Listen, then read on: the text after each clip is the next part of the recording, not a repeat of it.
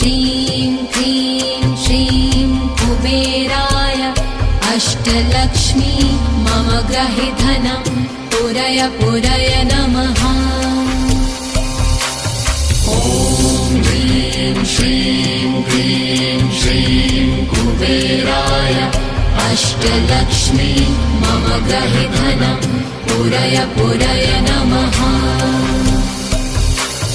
ॐ ह्रीं श्रीं क्लीं श्रीं कुबेराय अष्टलक्ष्मी मम गृहे धनं पुरय पुरय नमः।